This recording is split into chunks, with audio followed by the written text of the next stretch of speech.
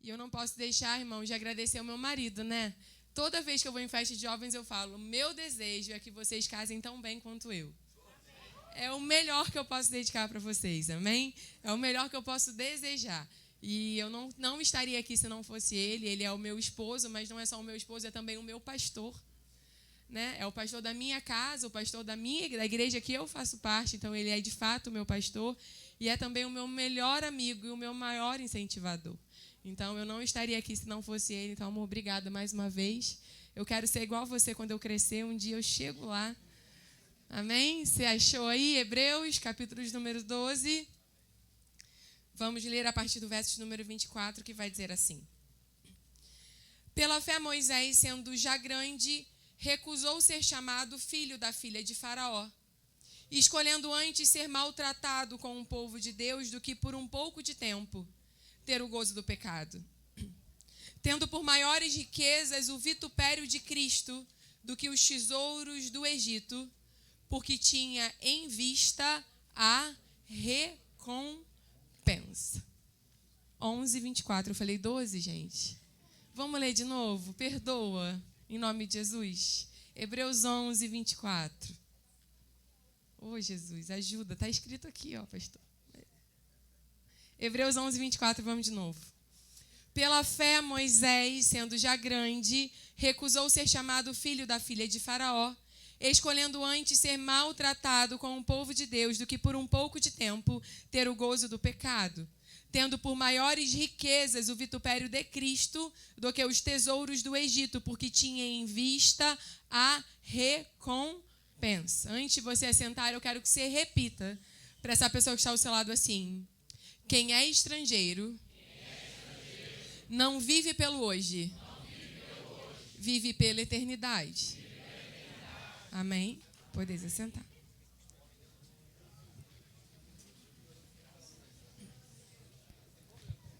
O tema escolhido é um tema incrível, mas eu gosto sempre de tornar temas muito reais e muito dentro da nossa realidade. Esse é o meu chamado, é assim que Deus me chamou e é assim que Ele tem me usado ao longo dos anos. É tentar sempre pegar todas essas questões e tornar elas as mais praticáveis na nossa vida e mais próximas da nossa realidade. Então, pensar nesse tema é ao mesmo tempo empolgante, mas ao mesmo tempo desafiador.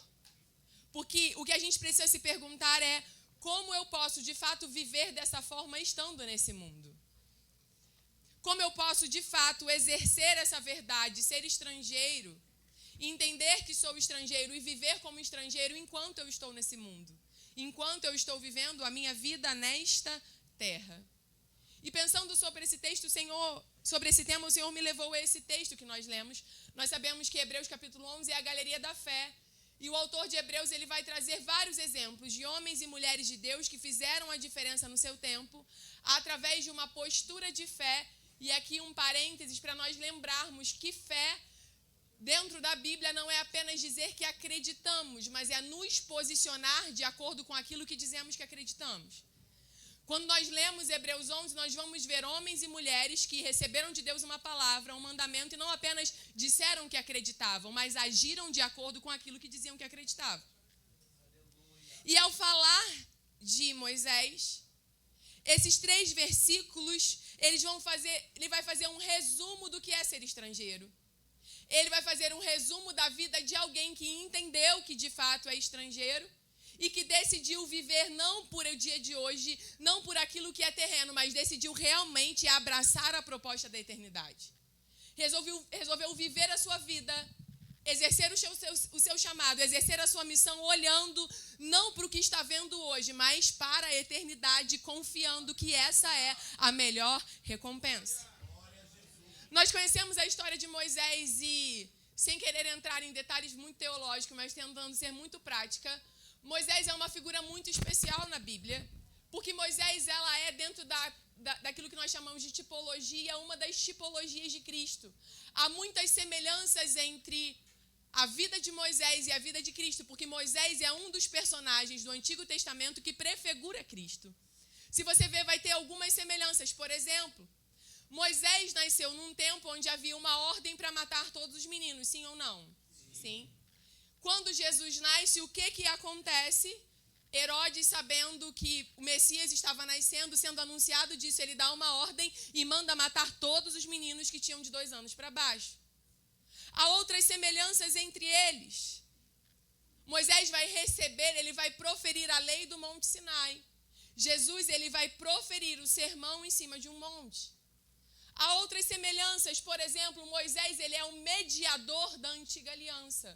Jesus, ele é o mediador da nova aliança. Há muita riqueza na vida de Moisés, porque Moisés, de fato, é uma figura especial.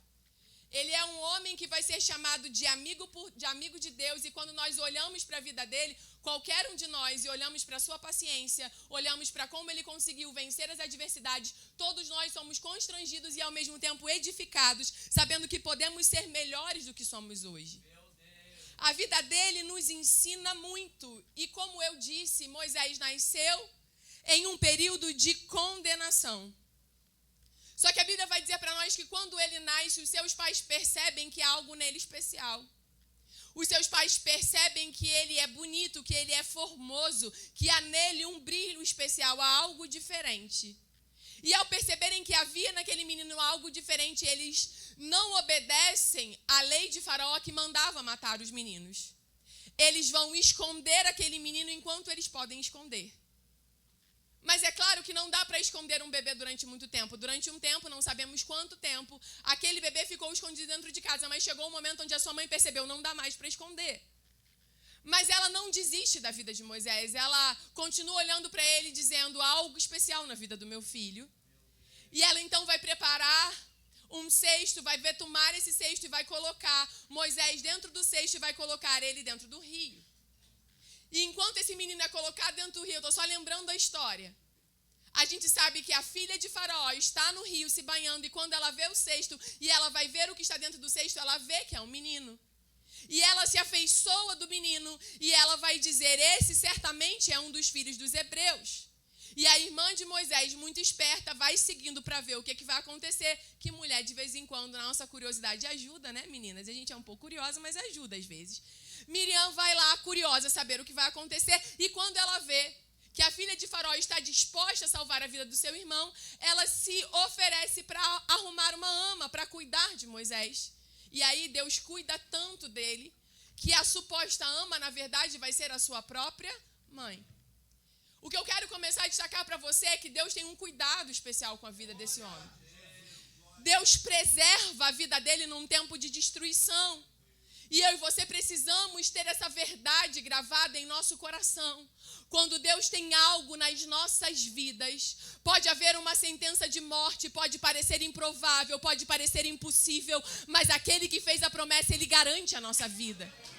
Ele cria meios, ele cria circunstâncias, ele usa pessoas, ele move corações, ele cria afeição, ele cria relações, ele cria situações. Mas se Deus falou que vai viver, vai viver. E não tem lei que mude a ordem de Deus. Moisés, então, ele vai ser adotado pela filha de Faraó, ele vai passar alguns anos sendo cuidado pela sua mãe. E quando ele já é desmamado, ele vai ser levado então para o palácio, para aí sim ser criado como filho da filha de Faraó. E nós sabemos que quando ele vai para o palácio, ele vai então ser treinado como um príncipe. Ele vai receber conhecimento, treinamento militar, treinamento, todo tipo de conhecimento, técnicas administrativas, todo tipo de literatura do Egito. Ou seja, ele vai receber o melhor tipo de educação e de capacitação que alguém poderia receber naquele tempo. Só que a Bíblia vai dizer para nós que quando ele está com 40 anos, ele vai sair do palácio e ele vai visitar a terra onde os hebreus estavam dentro do Egito. E ao ver uma disputa, ao ver uma injustiça, ele vai tomar partido por um judeu. E ao tomar partido por um hebreu, ele vai matar o egípcio, ele vai esconder o corpo daquele egípcio, mas logo em seguida, ele percebe que alguém havia testemunhado o que ele havia feito. Todo mundo sabe a história, eu estou lembrando. Ao tomar conhecimento disso, o que Moisés precisa fazer? Ele precisa fugir. Ele vai fugir para o deserto, porque ele toma consciência de que, diante da situação que ele está, a sua vida está em risco, mas perceba qual é a motivação de Moisés para matar aquele egípcio. É o seu senso de justiça. Ele está olhando para aquela situação e dizendo, olha, não está certo. Esse é o primeiro momento onde Moisés, de forma intuitiva, ele vai abrir mão do palácio para lutar por quem está sendo injustiçado. Ele vai abrir mão da sua posição de filho da filha de Faraó para tomar partido de alguém que não tinha nenhum tipo de credibilidade. Ele coloca em risco a sua própria reputação, o seu próprio futuro, o seu grande e brilhante futuro que estava planejado para defender uma causa, porque ele considera essa causa nobre. Moisés foge. Ele passa 40 anos no deserto, até que Deus aparece para ele e torna claro o seu chamado como libertador. Vão se passar mais 40 anos no deserto, até que Deus aparece para ele no meio daquela sarça que nós sabemos. E vai dizer, olha, foi você que eu escolhi, para que você vá e liberte o meu povo da opressão. Ele vai precisar voltar, e quando ele volta, ele vai enfrentar incredulidade, porque o povo não conseguia acreditar no que ele estava dizendo. Ele vai enfrentar a dureza de coração de Faraó. Mas apesar de todas as adversidades, apesar de tudo, Moisés é o homem que vai ser instrumento de libertação. Ele é o homem que Deus vai usar para manifestar as pragas. Ele é o homem que Deus vai usar para abrir o Mar Vermelho e para trazer libertação para o povo da escravidão do Egito. E mais do que isso, Moisés é o homem que Deus vai usar durante 40 anos no deserto, guiando aquele povo difícil, complicado, incrédulo, que murmurava, e ele está lá, aguentando a incredulidade, aguentando a murmuração, aguentando os questionamentos sobre sua autoridade, aguentando todos os questionamentos possíveis. E nós sabemos que, aos 120 anos, Moisés vai morrer sem entrar na terra, porque foi uma sentença de Deus para a vida dele por uma desobediência que ele cometeu. Mas ele vai deixar tudo preparado, inclusive um sucessor, para que possa dar continuidade àquilo que ele começou a fazer. Eu tentei muito rapidamente resumir a história de um dos maiores homens que a Bíblia traz para nós. Aí você pode estar se perguntando, mas por que você contou tudo, Laís? É porque às vezes a gente precisa lembrar que a vida é difícil. Às vezes a gente está cansado e a gente precisa lembrar que os grandes heróis enfrentaram grandes dificuldades para se tornarem heróis. A gente quer vencer, mas não entende que para vencer precisa suportar a história de um vencedor. Precisa carregar esse peso. E eu não sei você, gente, mas quando eu olho para a história de Moisés, assim, nesse resumão que eu fiz aqui, eu fico cansada só de pensar. Porque por muito menos a gente se cansa. Por muito menos a gente pensa em desistir, por muito menos a gente fala, quer saber, não estou afim mais não. Esse povo dá muito trabalho. Quantas vezes quem é pastor não pensa, quer saber, acho que eu não volto mais na congregação não. Só não penso não, né, pastor? Pensa não. Quantas vezes o coordenador vai dormir e fala, quer saber, acho que foi a última vez que eu dirigi o culto jovem, porque não dá mais para mim não. Eu mando mensagem, eles não respondem, eu tento entrar em contato, ninguém me dá ideia, todo mundo me deixa no vácuo. Aqui não tem, né, pastor? Não tem não. Por muito menos a gente pensa em desistir, por muito menos a gente pensa em parar. Então olhar para a história de Moisés e dizer, nossa, ufa, que canseira. Mas ele permaneceu. Só que eu quero que você pare para pensar comigo. Pense do que ele abriu mão para viver toda essa loucura. Não é só a loucura que ele precisou viver para abraçar o chamado. É pensar tudo que ele abriu mão em prol de viver essa loucura. Ele abriu mão do palácio, ele abriu mão dos prazeres do palácio, ele abriu mão da comida do palácio, ele abriu mão da riqueza que havia no palácio, ele abriu mão das mulheres que ele teria, ele abriu mão de comida à vontade, ele abriu mão de casa luxuosa, ele abriu mão de poder, ele abriu mão de posição, ele abriu mão de status, ele abriu mão de muita coisa. E aí a gente tem que se perguntar como que ele conseguiu abrir mão de tanta coisa aparentemente boa para viver um processo aparentemente tão complicado. E a resposta é que Moisés escolheu viver não para essa vida. Ele escolheu viver a sua vida, mas não para essa vida. Ele escolheu viver essa vida debaixo da compreensão. Quer saber? Aqui eu sou só estrangeiro. Eu não pertenço a esse lugar. Aqui não é o meu destino final. E olhando para ele, eu consigo entender e compreender o que de fato é viver na terra sendo estrangeiro. O que de fato é viver na terra com a mentalidade, com o coração de um estrangeiro.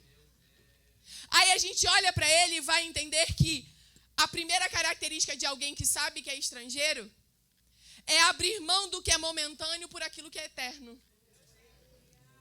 Moisés abriu mão e recusou ser chamado filho da filha de Faraó. E preferiu ser maltratado. Ele considerou melhor sofrer. Porque a nossa verdadeira cidadania não é essa. A nossa verdadeira cidadania não é a dessa terra. Moisés precisou escolher entre as honras do Egito ou a certeza de fazer a vontade de Deus. Não dava para ter as duas coisas.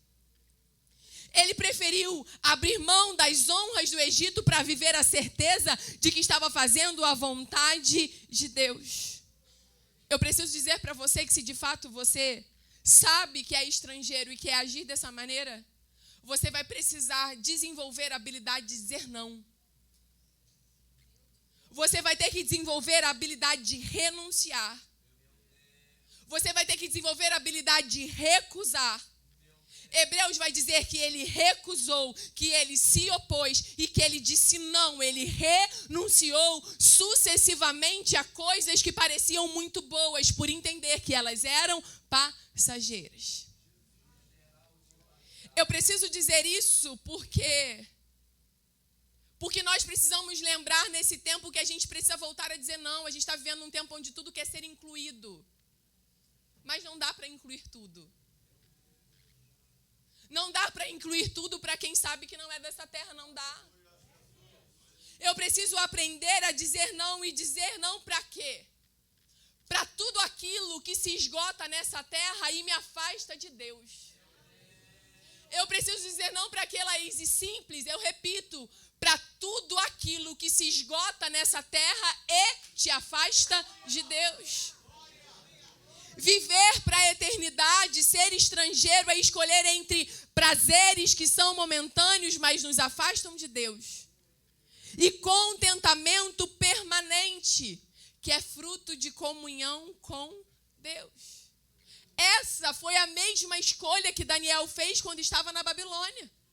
Ele podia ter se conformado, ele podia ter se adaptado, ele podia ter sentado na mesa, mas ele disse, eu não vou abrir mão dos princípios e valores que eu recebi.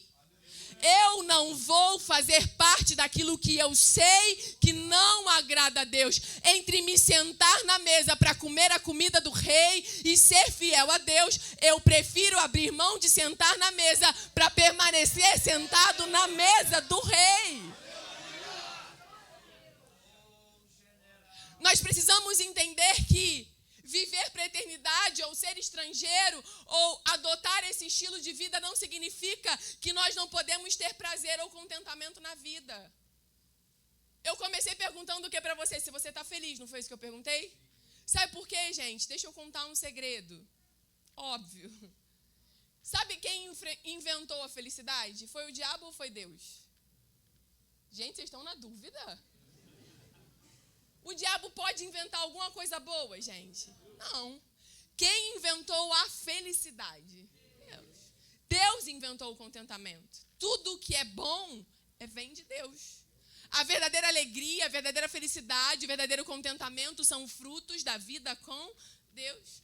Então, quando eu digo para você que você precisa abrir mão de prazeres, eu não estou dizendo que você precisa abrir mão de ser feliz. Eu não estou dizendo que você precisa abrir mão de ter contentamento. Eu não estou dizendo nada disso. Só que eu não posso buscar contentamento naquilo que me afasta de Deus. Essa é a diferença. Eu não posso buscar prazer naquilo que me afasta de Deus, naquilo que me tira da presença de Deus, naquilo que desagrada ao Senhor, naquilo que corrompe a presença de Deus na minha vida, naquilo que me afasta de uma vida de comunhão com o Espírito Santo.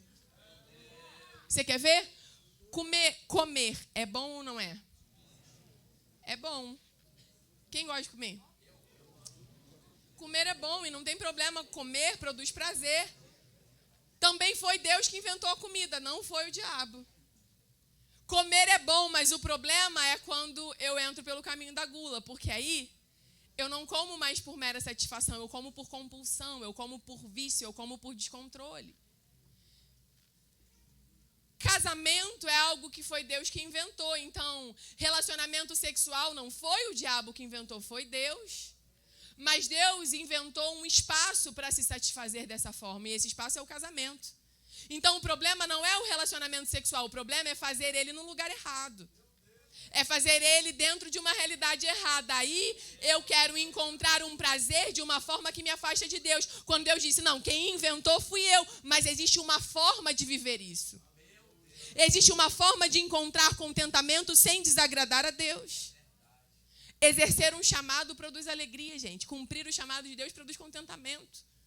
Mas quando eu me torno orgulhoso e arrogante, eu começo a me afastar de Deus, porque eu começo a me desvirtuar e me afastar daquilo que Deus me fez para ser. Entenda, há aí muito espaço para contentamento na vida com Cristo. Na verdade, a única forma de encontrar o verdadeiro contentamento é estando em Cristo. O problema é que a gente está buscando alegrias e prazeres passageiros e momentâneos. E esses prazeres momentâneos vão nos afastando da presença de Deus.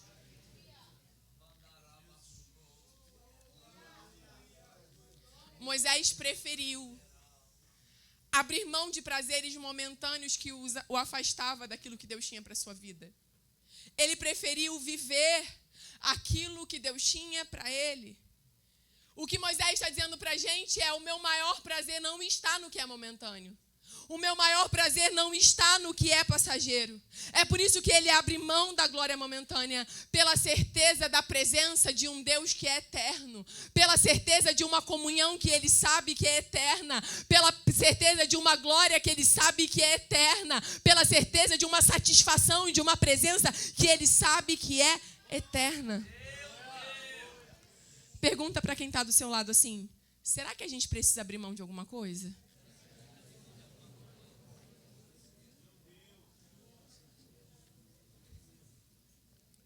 Porque dizer que é estrangeiro é fácil, né, gente? Difícil é viver como. A gente olha para Moisés e vai entender também que viver para a eternidade significa fazer escolhas com base em um propósito e não em necessidades. Viver para a eternidade, ser estrangeiro, significa ter a habilidade de fazer escolhas partindo de um propósito e não partindo de uma necessidade. Todos nós temos necessidades físicas, emocionais. Todos nós temos necessidades que queremos suprir e é natural para o ser humano suprir necessidades. A busca por suprir necessidades é algo instintivo. Quando uma criança nasce, ninguém precisa ensinar a ela que ela tem que chorar para receber comida. Alguém ensina? Meu filho, quando você estiver com fome, você grita. Não, ele grita porque ele está com fome. E é natural para ele chamar a atenção para suprir a sua necessidade. O que eu estou dizendo isso é para você entender que na nossa natureza humana, no nosso instinto natural, a gente tem sempre a tendência de buscar satisfazer as nossas necessidades. E como o diabo sabe disso, o que ele faz constantemente na nossa vida? Ele coloca no nosso caminho oportunidades para que a gente satisfaça as nossas necessidades. Todos os tipos de necessidades e carências que podemos ter. Ele coloca no nosso caminho justamente as ofertas que ele sabe que nós vamos querer, porque vão suprir as necessidades que temos. Esse é o jogo sujo do diabo. Foi isso que ele fez com Jesus quando foi tentá-lo no deserto. Lucas, capítulo 4, vai contar a tentação de Jesus. E como que o diabo vai tentar Jesus? Jesus está com fome. Então, Jesus pega a pedra e transforma em pão. O que é isso? Necessidade. Mas Jesus vai olhar para Satanás e dizer: olha, você não vai me vencer na minha necessidade. Eu conheço o meu propósito. Nem só de pão viverá o homem, mas de toda a palavra que sai da boca de Deus. Aí o diabo não desiste e vai tentar Jesus em outra necessidade do homem, que é a necessidade de poder. E vai dizer: olha, se você quiser eu te dou todos esses reinos. É só você se prostrar e me adorar. Mas ele vai dizer: você não vai me ganhar na necessidade de ter poder. Eu sei o meu propósito. E o meu propósito me diz que só a Ele eu vou adorar. E eu não vou me curvar diante de outras pessoas para conquistar nenhum tipo de poder. Ele vai tentar Jesus mais uma vez, no orgulho, dizendo: olha, se você de fato é o Filho de Deus, então se joga. Porque a palavra diz que aos teus anjos dará ordem ao teu respeito. E ele vai dizer: você não vai me ganhar na minha necessidade de provar nada para ninguém. Você não vai me ganhar na minha necessidade de ter orgulho e satisfazer o meu ego. Não, não, não. Eu conheço o meu propósito. E o meu propósito me ensina que ao meu Deus eu não tento para provar nada para ninguém. Eu não preciso provar nada. Eu sei quem eu sou e eu sei qual é o meu propósito. Se Jesus tomasse decisões com base em suas necessidades, ele teria caído na armadilha de Satanás. Se Jesus se deixasse ser guiado pelas necessidades daquele momento, ele teria sim caído nas armadilhas. E isso é o que mais acontece nos nossos dias. Na escola, na faculdade, no trabalho, são jovens e jovens nessa geração que, para ter aprovação e reconhecimento, negociam o seu propósito por questões que são passageiras e necessidade de aprovação. Mas eu estou aqui para dizer para você: a sua aprovação não vem de homens. A aprovação de homens diante de Deus não tem valor. Não negocie o seu propósito para satisfazer a sua necessidade de ser aceito e acolhido em algum grupo que você está querendo fazer parte.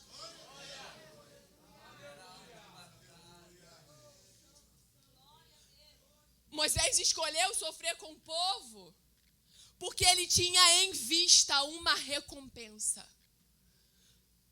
O que está acontecendo aqui é Moisés dizendo: eu sou um ser humano cheio de necessidade como qualquer outro. Mas eu vou calar as minhas necessidades e eu vou olhar para o propósito.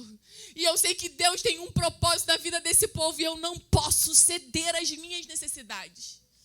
Eu não posso ceder aquilo que a minha carne está pedindo. Eu preciso desviar o meu olhar das outras coisas e olhar para o alvo e continuar seguindo, olhando para esse alvo, crendo que aquele que me chamou vai continuar cuidando e guiando a minha vida.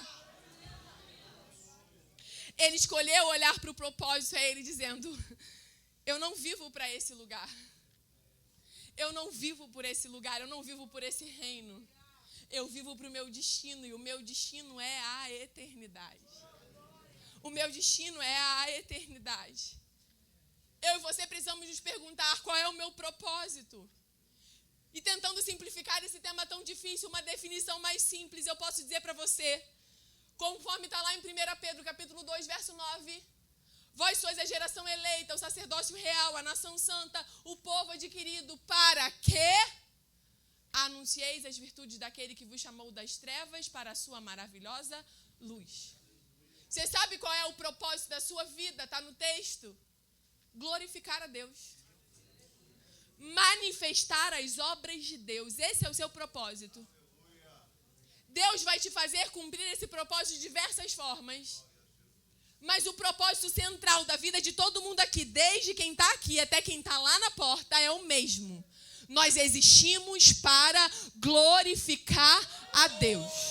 Nós existimos para que a nossa vida manifeste e anuncie, dê testemunho da grandeza, do poder, da graça, do amor de Deus. É por isso que tudo que não produz glórias a Deus pode satisfazer necessidade, mas não cumpre o propósito. Vou repetir para você gravar? É por isso que tudo que não produz glórias a Deus pode satisfazer necessidades, mas não cumpre o propósito. Se não dá glórias a Deus, não cumpre o propósito. Então eu estou dando mais valor às minhas necessidades do que ao propósito de Deus para a minha vida. Esse é o grande perigo, porque a necessidade vem justamente para te roubar do seu propósito. A necessidade vem justamente para te arrancar do lugar que Deus tem para a sua vida. E viver por um propósito é viver a vida por uma perspectiva correta. O meu casamento existe para quê? Para eu ser felizinha apenas? Não, não, não. Existe para que o nome do Senhor seja glorificado. É por isso que quem casa e não luta pelo seu casamento não entendeu o significado disso. Porque está pensando, eu não estou tão feliz nesse momento, então eu não quero mais. Ei, não é sobre a sua necessidadezinha passageira. É sobre dar glórias a Deus através de quem você é. Não, eu quero trabalhar em tal área porque eu vou ficar mais rico. Não é sobre isso. Antes de escolher sua profissão, pergunte para o Senhor aonde eu vou testemunhar do seu amor. Aonde eu vou dar glórias a ti na sociedade. Porque nós não damos glórias a Deus apenas aqui dentro. Aqui dentro é fácil. Nós damos glórias a Deus lá fora, na profissão que escolhemos, nas nossas amizades, nas relações que travamos, na nossa honestidade. Ser estrangeiro é isso, é ser diferente, é ter uma mentalidade diferente. Não é ser como todo mundo, não, eu quero tal curso porque é o que dá mais dinheiro, não. Quem é estrangeiro não está pensando nisso. Quem é estrangeiro está no quarto, de joelho dobrado, dizendo, Senhor, eu vou fazer vestibular. Escolho o quê? Qual é a profissão que eu sigo? Aonde eu vou dar glórias a ti através da minha vida? Repita comigo. Viver para a eternidade é abrir mão do que é transitório pelo que é eterno. Ser estrangeiro é escolher com base no propósito e não na necessidade. Amém? Vocês estão aí? Mais 5 minutos, posso? A gente olha pra cá e assim... Vou agora a Laís doida. Tem uma versão bem doida, tá, gente? Pra quem não me conhece. Eu não sou muito normal. É tudo muito lindo, né? Mas aí eu olho para Moisés e, sendo muito realista, pensando, gente, como viver dessa forma? Porque é tudo muito bonito na teoria, mas no mundo atual, onde os homens são medidos por resultados, onde o nosso sucesso é medido pela quantidade de seguidores, publicações, visualizações que temos. No mundo que nós vivemos, onde somos medidos o tempo inteiro por desempenhos e resultados que são humanos e não divinos. Como que de fato a gente consegue viver dessa forma? Porque infelizmente a gente disputa resultado até dentro da igreja. Quem regeu melhor, quem pregou melhor, quem tem mais seguidores, qual a igreja tem mais isso ou mais aquilo. Perceba, é muito bonito na teoria, mas na prática é difícil. Só que aí eu quero te convidar a olhar mais um pouquinho para a vida de Moisés e perceber as duas fases que eu contei aqui para você. No primeiro momento, com 40 anos, quando Moisés vai matar o egípcio, o que move ele é o senso de justiça. Lembrem que eu falei para vocês? Ele olha, vê uma injustiça e se move em torno daquilo. O problema é que ele não sabe como agir. Ele tem o sentimento certo, mas ele ainda não tem maturidade para lidar com isso. E é por isso que ele mata e precisa fugir. Ele passa 40 anos escondido lá, porque ele ainda não tem clareza, ele ainda não tem direção. Ele foge não de forma premeditada, ele foge com medo de morrer, literalmente. Ele foge porque ele entende que precisa se esconder. Entenda, o senso de justiça é o mesmo. Existe um perigo à sua vida, mas ele foge e não consegue encarar a realidade, porque ele ainda não tem clareza do que ele precisa fazer. Vocês estão comigo? Posso continuar? Segundo momento. Agora ele volta para o Egito depois do episódio da sarça. O que está movendo Moisés agora diante de Faraó? O mesmo sentimento, é o mesmo senso de justiça. O mesmo senso de que há algo errado e que os hebreus estão sendo injustamente oprimidos é o mesmo sentimento que faz ele se apresentar de novo no Egito. Só que dessa vez Moisés não está fugindo, ele está diante de Faraó. Só que dessa vez ele tem uma direção clara. Deus falou, vai, volta e fala isso, isso e isso. Dessa vez ele entende de forma clara o que ele precisa fazer. E aí Moisés não se esconde mais. Moisés não foge mais. Entenda que o risco que ele enfrenta aqui é muito maior do que o risco que ele estava correndo lá atrás. Vocês estão comigo? É óbvio obviamente fácil de perceber que ao bater de frente com o faraó, ele está correndo muito mais risco do que correu quando simplesmente matou um egípcio qualquer, sim ou não? Mas lá ele foge, mas aqui ele permanece. Lá ele se esconde, aqui ele está de pé. Lá ele não sabe o que fazer, aqui ele se posiciona.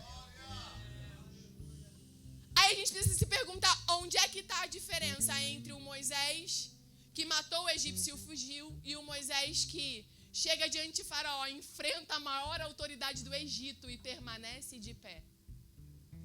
A diferença está no que aconteceu entre esses dois momentos. E o que aconteceu entre esses dois momentos está lá em Êxodo 3, quando Deus se apresenta para Moisés no Monte Sinai. Moisés ali tem uma experiência com Deus. E é uma experiência pessoal, é uma experiência que o muda de forma radical.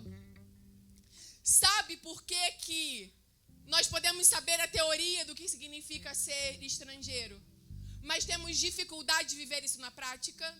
Sabe por quê? É porque a gente ainda não viveu essa experiência do meio que Moisés viveu. A gente ainda não viveu essa experiência real e transformadora com Deus que nos dá a capacidade de permanecer. A gente vive uma geração que muitas vezes vem aos cultos, participa dos congressos, canta, até escuta a palavra, mas não tem vida com Deus. Não tem relacionamento pessoal com Deus.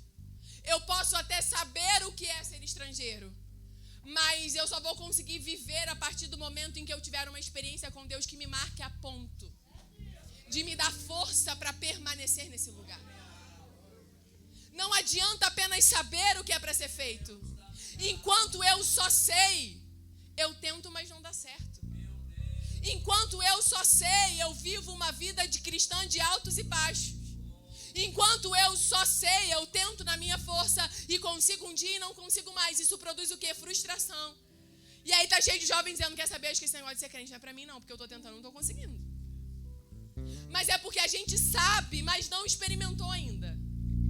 A gente até sabe, mas ainda não viveu algo que de fato nos faça acreditar de todo o nosso coração no que Deus tem para nós.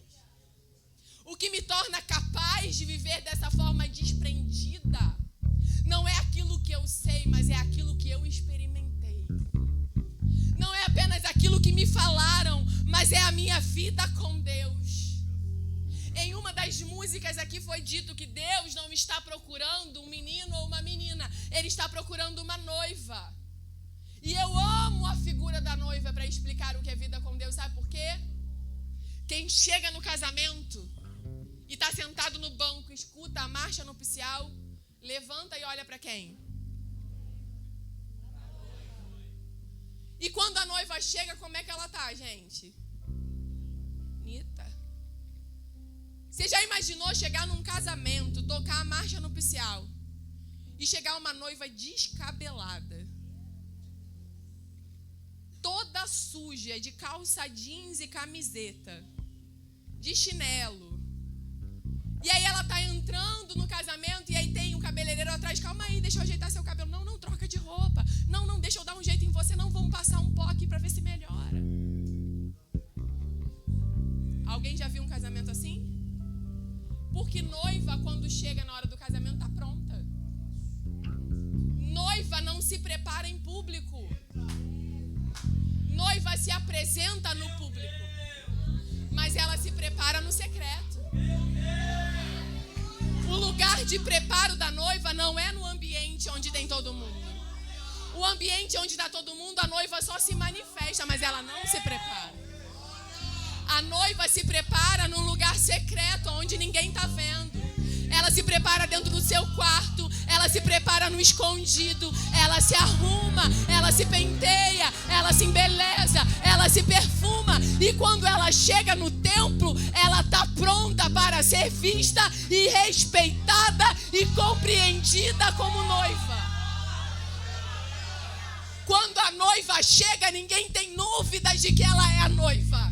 Ela não se confunde com nenhum outro convidado da festa, porque o nível de preparo dela é diferente.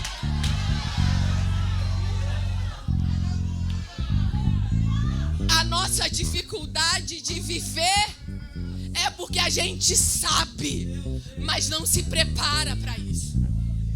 A gente tem o conhecimento, mas a gente não está disposto a pagar o preço do preparo que é feito no secreto. A gente acha que vai santificar na hora do culto. A gente acha que vai crescer em intimidade vindo à igreja. E não, na igreja eu manifesto quem eu me preparei no secreto.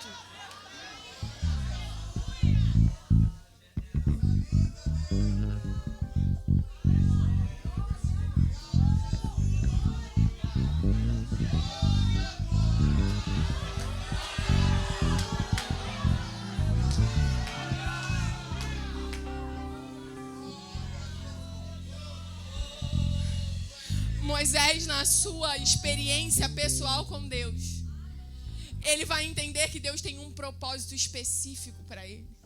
Porque Deus vai se manifestar e vai dizer: você é quem eu escolhi. É nesse lugar de intimidade e relacionamento que Moisés vai aprender que Deus é suficiente. Ele vai perguntar: vão me perguntar quem foi que me mandou, o que que eu falo, o que que eu vou dizer? Diga que o eu sou te enviou.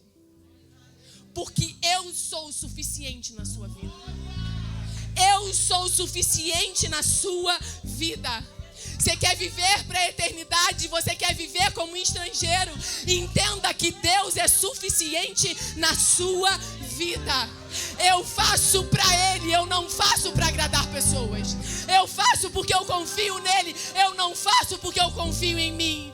Eu faço porque eu creio que Ele me chamou, não porque eu acho que eu mereço. Eu faço porque eu sei que Ele é suficiente. Eu não faço para ninguém me dever nada. Eu não faço para provar nada para ninguém. Eu faço porque Ele é suficiente. Moisés foi questionado pelo povo, pela sua família. Moisés foi questionado a sua vida inteira. Em todos os momentos e ocasiões ao longo do deserto, ele foi questionado em água, em comida, em dificuldade. A gente quer voltar, a gente não acredita em você. Se fosse o Moisés lá dos 40 anos, ele tinha metido o pé na primeira oportunidade. Mas esse Moisés que experimentou Deus, ele diz: ninguém precisa entender. Eu sei que Deus me chamou para fazer isso. Ninguém precisa aprovar. Eu sei que Deus me chamou para fazer isso. A minha experiência pessoal me dá convicção e firmeza para permanecer. Mesmo quando eu olho em volta e não encontro apoio e não encontro nada, eu olho para Ele e digo: eu sei que o Senhor é suficiente para mim. Começar é fácil, difícil é permanecer. Começar é fácil, difícil é permanecer. Mas nessa noite, Deus marcou esse encontro conosco para perguntar para você se você realmente quer viver como estrangeiro. Se você realmente quer abraçar esse estilo de vida. E antes de orar, pastor, eu queria fazer uma ilustração que não é minha. É de um pastor americano que se chama Francis Chan, mas ela marcou a minha vida. E eu acho que vai marcar a sua também. Eu queria pedir a ajuda do Valentim, você pode me ajudar? Você é coordenador, pô, coordenador que faz isso, paga mico. Valentim, eu preciso que você vá com esse negócio e vá lá, desça a escada e fique lá na escada, onde ninguém te veja. Beleza? Obrigada. Vocês estão aí, gente? 2 minutos eu acabo.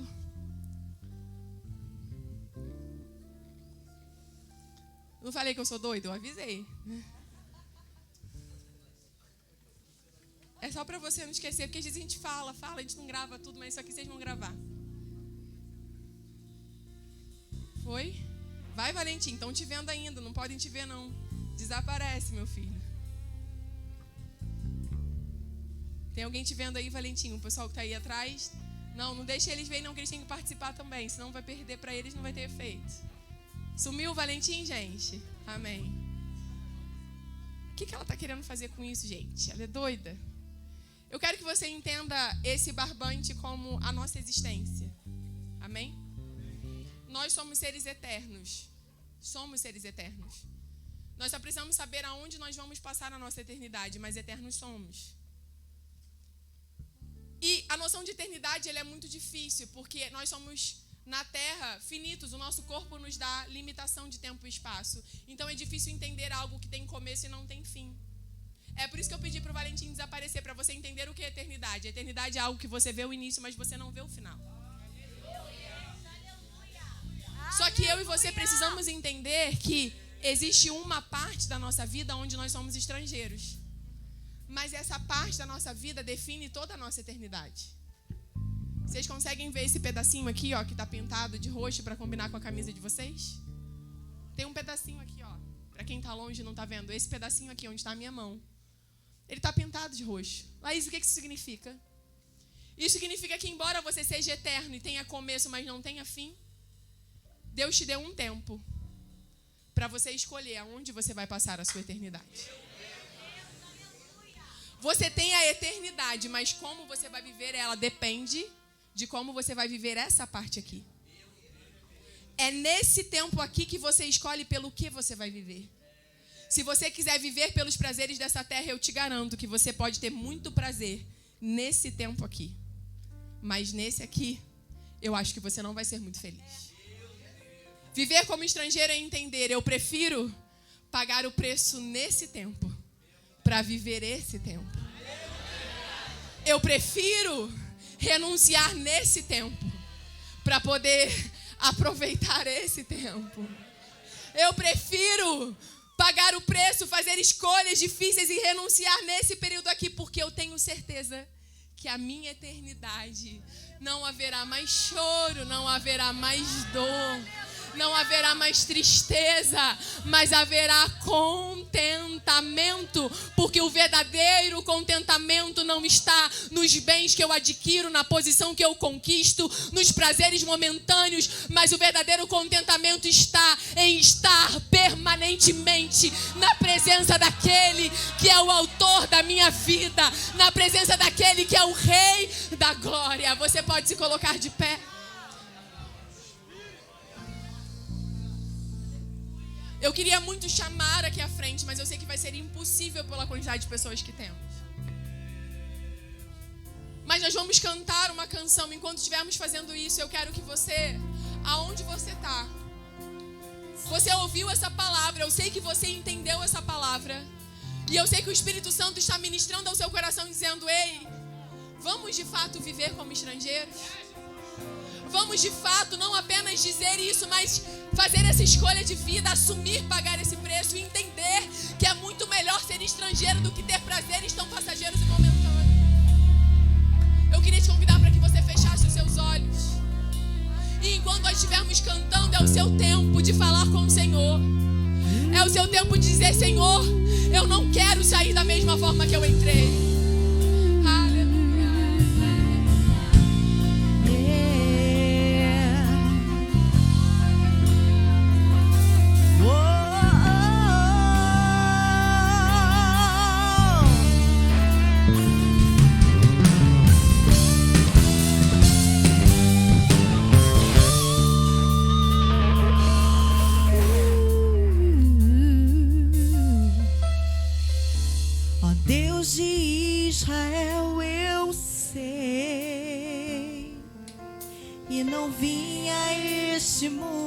Pra adorar outro rei.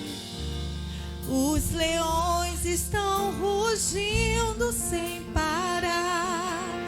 Meu louvor incomodou a todos que são contra ti, ó Jeová.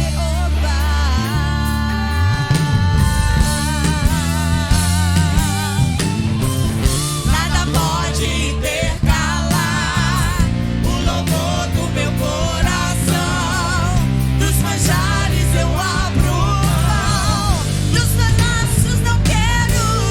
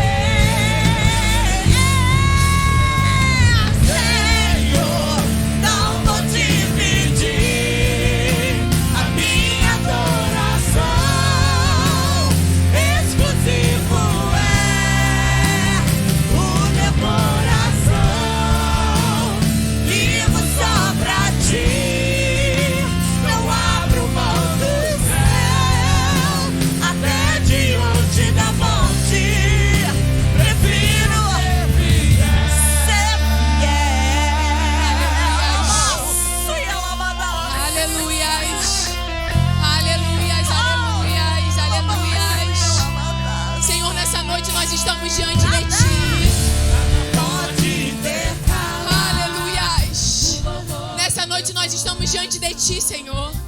E nós queremos oferecer a nossa vida a Ti. Senhor, nós ouvimos a Tua palavra, nós entendemos a Tua palavra. Nós ouvimos a Tua palavra e entendemos o Teu chamado para nós nessa noite. E nós fazemos essa oração entendendo que não basta saber, precisamos tomar a decisão de viver nessa dimensão, de não esgotar a nossa vida nessa terra, mas viver essa vida para satisfazer o Teu propósito. Senhor, eu te peço, nos dá força, nos dá coragem. Espírito Santo, eu te peço, marca um encontro especial com esse jovem. Faz ele ter uma experiência sobrenatural, aonde ele vai entender que o Senhor é suficiente. Senhor, nos ajuda verdadeiramente a viver como estrangeiros. Nos ajuda verdadeiramente a viver como estrangeiros. E que possamos declarar, como essa música diz, que nada vai intercalar, nada vai ocupar o Teu lugar no nosso coração. Nada vai arrancar o Teu lugar, a adoração que o Senhor merece. Nós rendemos a Ti, Senhor, toda honra. Nós rendemos a Ti, Senhor, toda glória. Nós rendemos a Ti toda adoração. E nós declaramos juntos que aquele que habita no esconderijo do Altíssimo, aleluia,